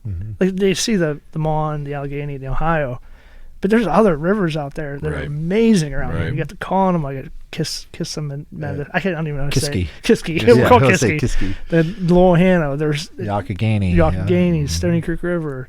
It just, there's so many of them out there, and there's so much hunting land. Well, I shouldn't say there's so much hunting. There's plenty of hunting land out there, but it's just like the education and just being aware of that. There's not a lot of that out there. They're never getting exposed to it. Yeah, they're not getting exposed to it. Many children are getting exposed to it, and we pride ourselves in this country of giving citizens options, right? The idea of America is you got choices. God knows, sometimes we've got, the choices might be 100 different cereals when you go to the store. Yeah. But those choices don't matter. The choices that matter are the big ones, about who you are as a person, the state you can put yourself in by experiencing different things. If you deprive a child, or a young person that opportunity, what's wrong? What are we doing to these kids? Yeah, absolutely. If you spoon feed them a certain kind of life constantly, age demographic doesn't matter, income doesn't matter, because the wealthy parents are doing the same thing that the struggling parents are doing. They're showing those kids a certain kind of life they want their kids to grow up in, not giving their child other options that they don't understand, maybe. Yep. All absolutely. parents have to watch that. But children are our greatest protection for the environment right now. And I believe that. And I hate this, you'll have PETA that will disagree with us, but I know you can go on a rant on this, Tyler, but hunting is conservation. Hunting is an ability to be able to we'll talk about that a little bit. That's a tough thing to wrap your mind around. And I understand that some of them don't understand it. We get beat up quite a bit. And over the years, I've been hunting since I was 12, I'm now 37, so it's a long time. I've been beat up quite a few times and especially from people that either think they're in PETA or actually are in PETA. I'm not exactly sure. And just other people that just don't understand it. But it's hard for someone to wrap their mind around going out and hunting animals actually creates more animals. It's a hard thing, and I understand that. Why do you believe it's hard? Here we go. I don't think anybody comes. Well, not anybody. That's not true. You had to get another beer for Can you give me one of these? Yeah. This could be a 4-hour episode just for one thing. Yeah. But it's hard to articulate. But at the same time, you just have to come in with an open mind. And people, when they do that and they hear what I have to say, like a lot of people I talk to, they're like, "Well, you guys just go out there and drink beer and shoot things." Like, no, I've actually never done that before in my life. Like, you don't drink beer and they think Elmer Fudd or something like that. It's just like, I'm just like, what? Wait, where did you hear this? It's like, well, that's what we see. It's like, where do you? Okay, whatever. Okay. Anyways, but it's like, no, there's actually seasons. There's strict bag limits. There's so much that goes into it. Like when we go duck hunting, there'll be what looks like a duck when it actually is a waterfowl fly by. And we're like, no, don't shoot that. They're like, well, why not? It's like, well, that one's off limits. The population's too low for it. There's a zero limit. That was my first couple of hunts. Yeah. There's been a few. When I didn't know. Yeah, there's been a few that flew over like no, and they're pulling up and like no, we can't shoot that one. And it takes like an education, to actually see and recognize certain ducks and whatever it may be. But it's just like they're just like, oh, well, there's seasons. Yeah. Like they're on and off throughout the fall into the midwinter. Right. And then they're like, oh, okay. Well, you just go out and shoot as many as you can, and then you don't do it. like. Well, no, there's a limit on each one, either daily or yearly or annually. And then I don't do anything with it. These are my freezer right now. These are feeding my family. These are feeding my friends. Like I have a bachelor party, or my bachelor party he's going to be at. There's 17 or 18 guys that I'm feeding them with, and I kind of try to plan this. It's all wild game and fish that caught or we killed. Got it. Or harvested. I say kill these days. It obviously offends too many people. So I say harvested. Positive. That. Yeah. Is it ignorance? And I say that just people just don't understand. They don't know. Well, they've never been taught. Some people don't even want to know because it is kind of violent, but at the same time, it's the most soothing, amazing thing in the world to go out and harvest your own animal, bring it back, clean it, and then feed it to your friends or your family or yourself or whatever it may be. Honestly, it's amazingly good too. Can't sell it anywhere. And then they'll probably say, "Oh, why can't you get your food from the grocery store like everybody else?" I'm like, all right, where did that steak come from? Yeah, where does it come from? Yeah. Exactly. But also, getting into licensing and the money. Okay, the protection of wildlife isn't free. Right. It's not free. There's Sorry, nothing free I didn't even anymore. get into that part. Yeah. So, our ability to buy a license goes strictly 100% in the protection of wildlife, protection of the environment, to be able to, create more of a population of deer, ducks, whatever it may be. So those licenses go into the DMV department, or DMV, good God. It doesn't go there. Don't do that. DMV. Sorry, God. The hell is it? I just heard DMV and blacked out. Well, it's not the DEA. Department of Natural Resources, DNR. Oh, sorry. I'm sorry. Yeah, so anyways, good I Lord. seriously just stopped thinking after you said that. I'm like, what if it did there? It might, you don't know. Quit hunting. But there's a lot of deer on the side of the road. Oh, man. Yeah, but honestly, our money goes to the DNR, and you have to pay the guys to go out and protect the wildlife, keep them from poaching, keep them from like that. Right. If you don't have those guys be able to protect that, you're going to have poachers. You're going to have people who are not going to buy licenses and go out and shoot as many animals as they want. Right. So you got to have the ability to do that. Plus, and you could talk a little bit more on this, the ability to buying hunting equipment and fishing equipment. There's a tax, right? Yeah. So there's the Daniel Johnson tax and the Pittman Robinson tax. So basically, all our ammo, our guns, hunting supplies, basically, which they're thinking about expanding this, which I think they should, to hiking supplies and other people that are using the outdoors and public lands. So basically, I think it's a 11 or 12% tax that goes into this fund, basically, that helps protect wetlands, helps protect public lands, it helps protect, actually even went towards buying it's more in the west than the east. There's public lands that we cannot get to. And these public lands are ours. Like, they're everybody's. They're any citizen of the United States, even outside the United States, that come in and visit us, that's their public lands too, are basically surrounded by private land. Got it. And you can't fly a helicopter. I mean, who has a helicopter too? So you can't fly a helicopter in their land and then go hunting or fishing or hiking. So they're starting to buy easements or buy certain properties to give access to these lands too. So it goes into so many things of protecting and even growing our public lands. And it's a tax that we want. And I think it was it was an overwhelming vote for it too. The duck stamp. These are guys that are the federal. These are guys that are normally against higher taxes that are voting for this tax. And they're all on the same page. It's and I think it was 98 to 1 or 2 on the vote. And the two people that voted against, I'm talking about the duck stamp. Sorry, the federal duck stamp. It was 98 to 2, and the two guys that voted against it didn't think it went far enough. they just thought it should have went further. Wow. So like that was it was basically 100. Everybody voted for it. Right. And there's like these leaps and bounds that have been made in conservation from like Teddy Roosevelt all the way up here, and everybody seems to be on the same page. Everybody wants clean air, clean water, and more animals. And people don't realize that the hunters are like the catalyst. It's like Meanwhile, they're taking down Teddy Roosevelt statues and stuff like that. You know, oops, sorry. Yeah, I mean, we can go. You're right. You're right. We can go into this for hours, and it'd be impossible. But you said it last time you were here, and it's so true that the hunters are our greatest conservationists. It is, absolutely, and that's why the future hunters are better. You know, are more important, and then beyond them, their children's children. Right. They have to understand the importance of being able to go out and buy that license. And come to think of it, if you were looking at it, I don't know, I don't want to just throw out figures, but I want to say it was somewhere like 50 or maybe even 40% of the people who buy hunting license actually are successful at hunting. Right. It means that you're putting in. Okay, so here's a good number. I think it was archery elk in Montana. It was less than 12% success rate.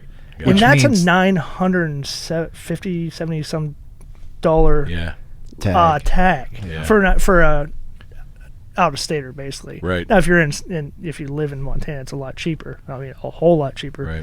But that's just to have the opportunity to hunt them. Holy shit! It's not guaranteed. I mean, you have to go out there and work your butt off and hike 7, 8, 9, 10, 12 miles a day just to have the opportunity to do it. People don't realize that. And that's a lot of money that you're throwing just to have the opportunity to go out and hunt and do this in Montana or Idaho, Wyoming, wherever it may be. These children, though, they need that opportunity given to them. They need an opportunity to be able to go out and enjoy it and want to do it and want to spend money in the outdoors to do it.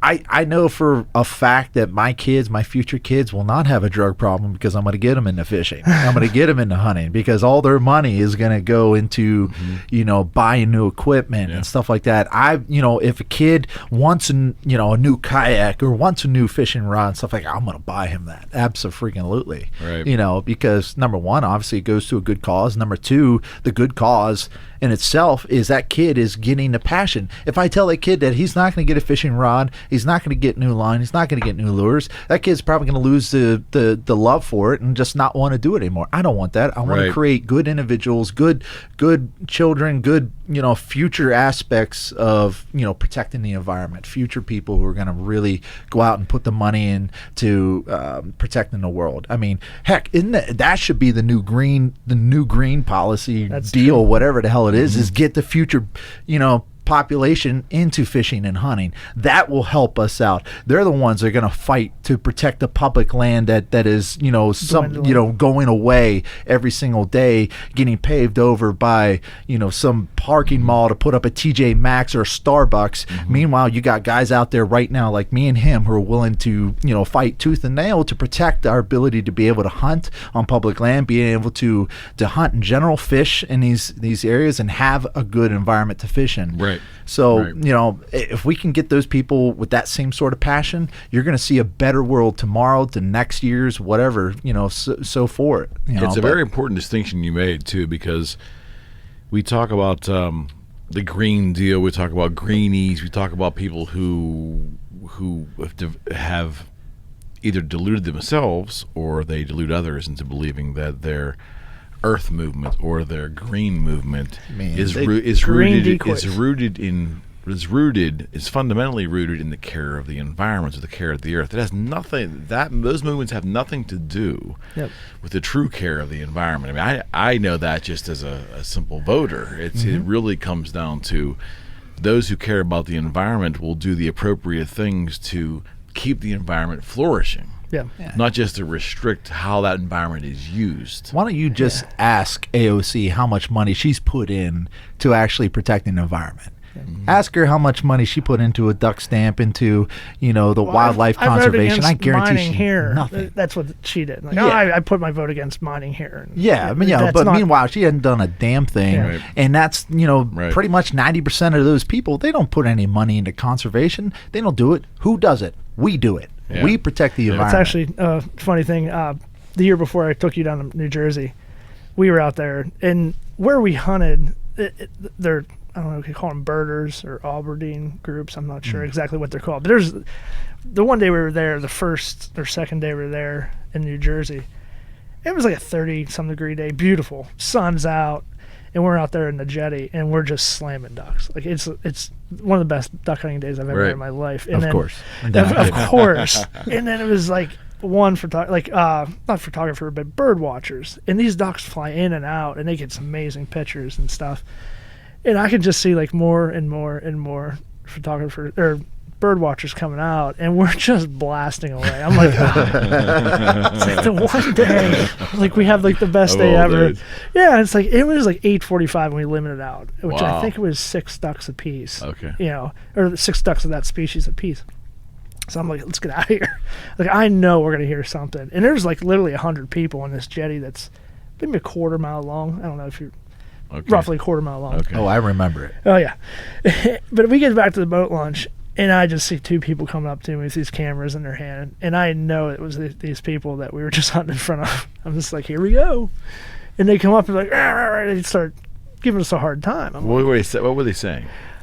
Honestly, I kind of didn't really pay too much attention to it. Right. But like, why do you guys do this? Like, what are you doing with these ducks? So they go, well, honestly, like we love doing it, and this is going into our freezer. We're eating it, and I was like, and at the end of the conversation, they're kind of walking away. I'm like, you know what? I'm gonna say something. Like, I don't get really in too much arguments because I'm so happy about being out there and hunting and not being at work. Right. I was like, you guys know what a duck stamp is? And they're like, no, what's that? Like, every duck hunter has to pay into this stamp. It's a federal stamp that goes into basically creating more ducks in layman's terms. Well, why wouldn't you pay for that? You just spent the whole morning basically using ducks to take pictures, which is great. I don't care about that at all. It's awesome. But like 98 cents to every dollar of this goes into bringing us more ducks. Why don't you pay into this? And I just kind of get a silence, and then slowly like back away. Of course. And I'm just like, I guess I came to a realization, like, people don't know anything about hunting. They just love to hate us. Well, it's a closed-minded approach too. Yes. You brought up AOC, and I can go in different areas with that there, but those who are in the same movement that she has, whether it's political or even social, whatever it is, it really is my way or fuck you. It really is. It really is that. Closed mind. Well, it is, and the idea that a hunter can be extremely beneficial to the environment is so fundamentally opposite of everything they spew. Yeah.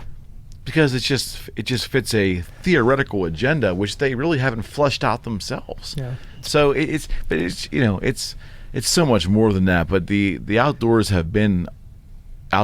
men and women have been on the attack for decades, man. And it's just worse now than it ever has been. Am I right? Yep. And we're hoping our videos kind of help with that. We hope that maybe they're gonna, look on it. Okay, that does look like fun. Maybe I will go out and try it. And we encourage this to anybody that's listening to this right now. If you guys get on a Thirsty Outdoorsman site, man, hit us up, talk to us. Don't just bash us. We want you to be as excited at the outdoors as we are. So message us, let us know. We can dialogue. We'll be very, very professional about it. We're not going to bite your head off. We're not going to do anything. We're going to give you some facts, and we're going to say, hey, you know what? Why don't you come join us one of these days? We love. I've done it a few times. No one's ever taken me up on it. Yeah, imagine an invitation. Come join us. We have no problem. He's got a big enough boat. You want to come out and see how things are. You don't even have to shoot a gun. You just sit there and watch. Just understand what's going on. Even spectate. Just watch what we do. Watch what we love this stuff, and we care about every single thing. We're both animal lovers. I hate to say it. We are both animal lovers. Oh no, that's impossible. Didn't you know that? Well, that's what Peter said. Yeah, that's all right.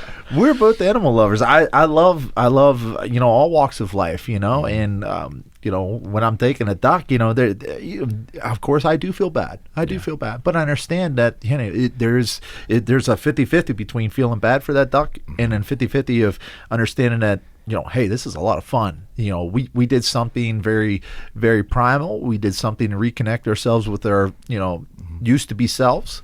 And it's also conservation. And it's conservation. And I'm doing this and I'm benefiting from my financial, contribution to the outdoors. And so, it's really hard to explain to closed-minded people. Though, right? I think we're doing our damnedest now to erase Americana, but it's part of our country. It's our heritage. It also is part of how our forefathers were able to feed themselves and their families and grow the damn nation. That's why you're here. Yeah. It's why you're alive today. We almost destroyed it, though. We almost messed it up. Yeah. With market hunting. And I hate that they call it market hunting, because it really wasn't market hunting. It was market slaughter in the late 1800s to feed, or not even to feed, just for pelts.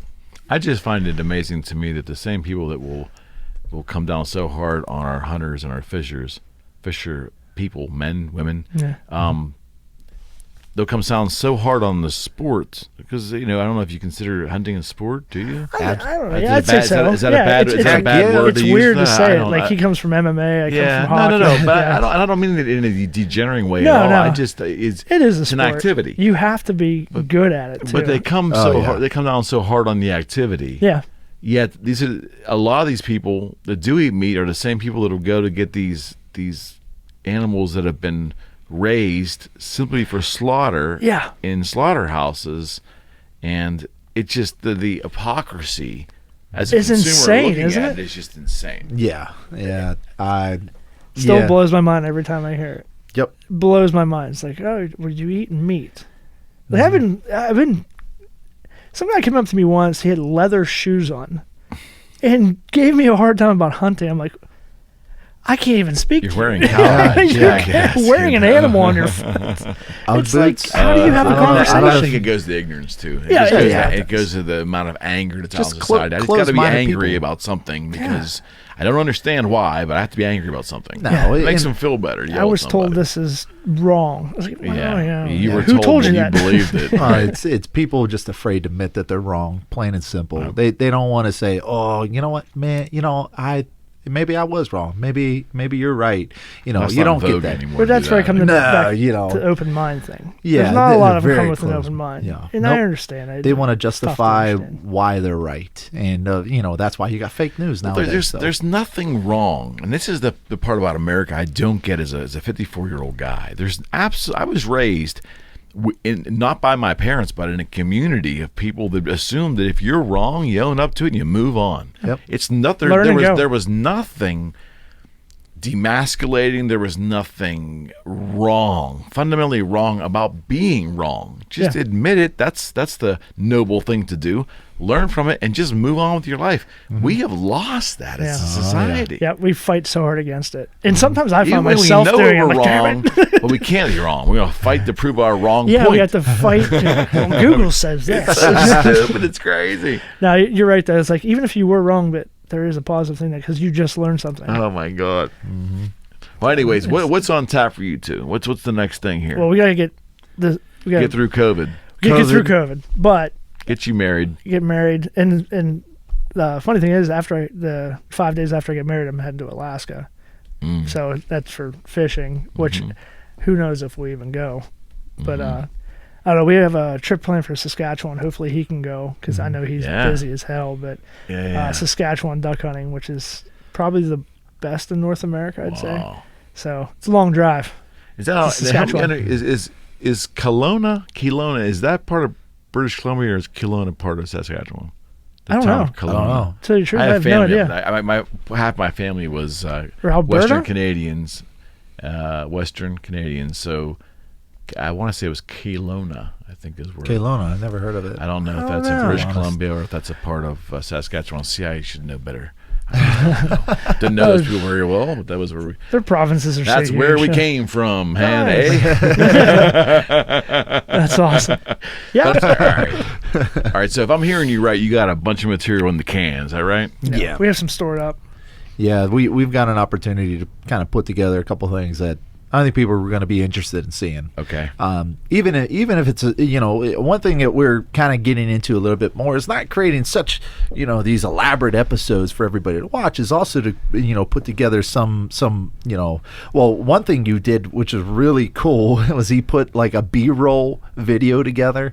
I mean, between us there is so much. Oh, I'm sorry. Bloopers one. Yeah. Bloopers reel. I'm sorry. Bloopers Right, yeah, are There's so we got a lot of bloopers much here. Oh yeah, we've got so many bloopers that we could put out there. And it's just we can just have a couple episodes of us just being us. Yeah. So people love that stuff. Though. No, it really because we want people to understand that we're humans. We make mistakes, and we screw up. We're not the greatest at what we do. That's for darn sure. But we're we love what we're doing, and we have a good time doing it. And it's not always a professional outlook on things. Right. And it also adds into a little bit of who we are as characters. I mean, we are our own character, and us kind of coming together, we create this vibe. I mean, if he stands up, I stand up, you'll understand real quick why we're dealt with challenges, but at the same time, that's great. Oh my god! And no one can see it right now, so they're going to watch one of the videos like, oh my god. So. I mean, but we have. There's a legal midget and there's a giant beside him. It's like, great. What happened? How did you? Man. But it's like oil and water. Mm-hmm. So we have a lot of material that we're getting ready to put out there, and we're if we're talking to our fans right now, we're telling people, hey, stay patient. We're gonna put more stuff out. I mean, we're on pause. Yeah, everybody's on pause. We understand, and of course, we want everybody to stay safe, but we also, hey, you don't use common sense. Yeah, use your sensibilities. That's a big thing. That's a novel use idea, right? Sense. Yeah, just yeah. And I was talking today, and I came to the conclusion. It's just, where's the critical thinking? Where's it at? It's not in government. I've got a theory on it's that. Not media. It's like, come on, we need to be better thinkers. Do either one of you, you both watch Rogan on occasion, right? Yeah. Have either one of you seen like a regular guest he's had, Eric Weinstein? Yeah. I just listened to, is it Brett Weinstein? Well, Brett's his brother. Eric Weinstein. I've listened to a little bit of Eric, but more of Brett, just because he was just on. Yeah. I guess Peter Thiel runs that investment group, and I guess Eric, worked for Peter for a long time. But to listen to these guys, so Weinstein has his own show now called The Portal. Yeah, I heard about this. In the amount of, he's had Sam Harris on, just a bunch of real critical thinkers. And my point to you, Adam, initially was spending time with folks that really do a lot of heavy thinking and can articulate that. Yes. Is so refreshing from the nonsense that we are given between politicians and media talking heads and the public on a daily basis. If you elevate your mind to some degree and to try to go grasp that material, see people that are thinking on a different level, even if you can't, because I can't get there. I don't have the same mental power as these folks do, but it's refreshing to hear them try to take today's problems and really flesh them out. Way different than what you're hearing on the news. Or down the bar, right? Or way different. Yeah, they're not strung together by different sponsors and people are feeding them there's money. No other agenda you need to talk about this. Honestly, you create enough of a shit show, people are going to talk about it, whether or not it's positive or negative. As long as they talk about it, as long as they share about it, they comment, that is that's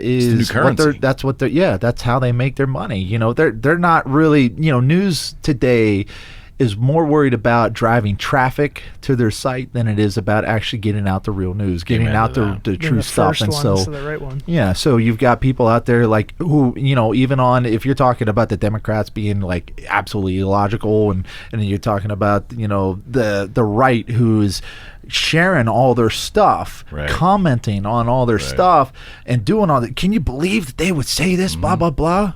They don't give a damn. They accomplish what they want to accomplish. Right. You talked about it. You shared their site. They're getting views. They're getting people to look at it. So now this, traffic's getting driven their sites, and they're creating more ads on their sites, and they're getting paid more money because we're talking about it. If you stop talking about the bull crap and the shit show that's going on, watch how 80-90% of our problems would go away. Everything would change. I don't think the network. If Americans didn't have this penchant, not just Americans, people of the world didn't have a penchant to share, whether it's verbally, computer-wise, whatever that big word share really means. Yeah. They didn't have a penchant to share bad news or the perception of bad news. If we didn't have that, the networks wouldn't look today like they do. Absolutely. The society, as a whole, probably wouldn't look the way it does now. I think the idea behind that subject there is that there's so many of these smaller sites who are trying to come out who are actually selling real news.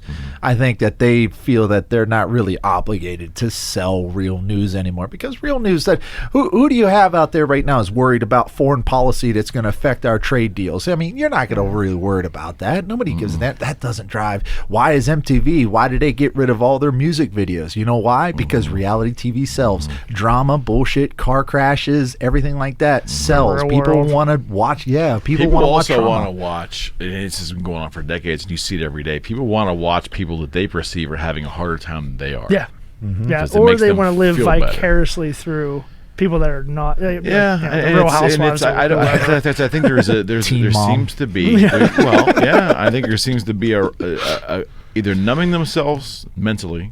You can do it. You can do it emotionally, obviously, and physically. That's a good point. Booze. But you're numbing yourself, like you're desensitizing yourself, and I think it just eases the pain of we're a world hell bent on the lust of other things, whether it's people or it's objects, and that plays right into that shit. They watch it to make themselves feel better. They're like, one way or another. I'm not as messed up as those people. But look at that. He got that. I can go get that too, right? I mean, that's what you would wish they would think in terms of achievement, but we're not getting enough of that. Nope, we're not. And it's I think people are more about if they can degrade themselves but make themselves famous. I think we're seeing that nowadays. I think it plays into the news stuff. So I think it all plays into one big thing, is that people are just too bored with their lives. People are bored and they don't have anything. Hey, guess what? Thirsty Outdoorsman's here to tell you. Go out and fish. Go out to hunt. Go out and try something new. Go hike. Go camping. I just got off a camping trip with my wife. It was great. We had a relaxing time. We got away from stuff. We turned the cell phones off. We didn't do nothing but just drink by a campfire. It was one of the most amazing times you can have. So decompress from life. That word decompression, I think, is misused often. But it really, a human can't keep the pace up. You've got to step away. Yeah, absolutely. You got to step away. And phones, I think, is this.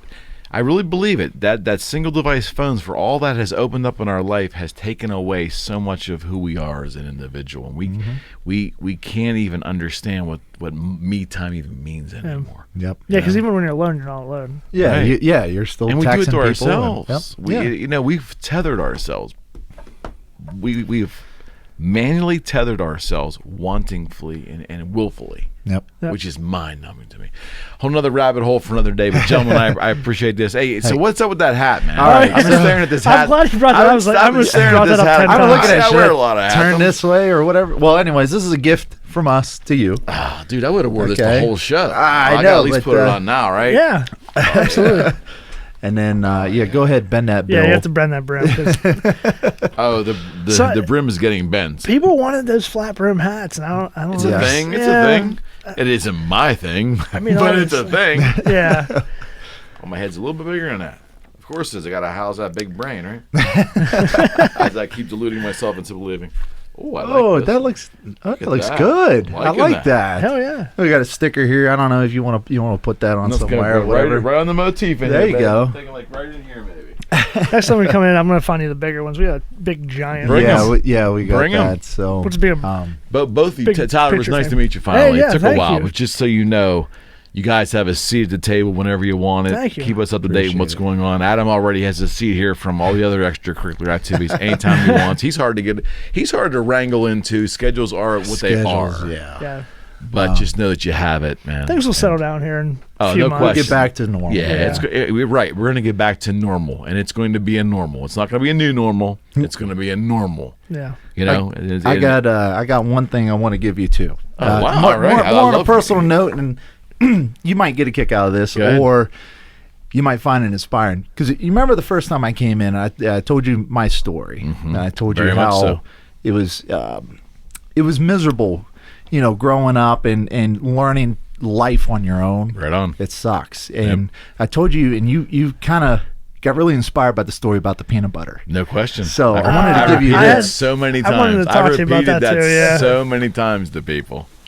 That's not the first thing I say. I think I saw it. I love that. I want to give you this. I love that. Thank you, man. So, like I said, Did you sign it? I signed It's it. going to be permanently in the studio. That's a permanent fixture in the studio going forward. So look at that. I wrote "Fight to Survive, Survive to Fight." This was my thing when I was growing up, and I was dealing with that. Yeah. All the bullshit life brings you, all the hardships you deal with, and I know personally too. Like you had lost your father recently. I have. Yeah. I have. And I know, Means dude. a lot, man. That sucks. You went through it, and I went through it about the time that I was taking a scoop of peanut butter out for 3 weeks. Wow. But I had the idea that if I kept the pace, I kept the truth, I was true to myself, true to my craft, willing to push the envelope, didn't matter what the hell I did. Right. Doesn't matter the naysayers, the doubters, whatever it was. I still took that scoop of peanut butter, realizing that I had a dream to accomplish being in UFC. And with what you have going on right now with the podcast, I really think you got something great. You're getting our stories out. That means the world to me. You're getting our, people who didn't really have a voice, you're giving them a voice. So I want to say thank you. Thank you. For everything. Dude, well said. Yeah, I don't know what to say, man.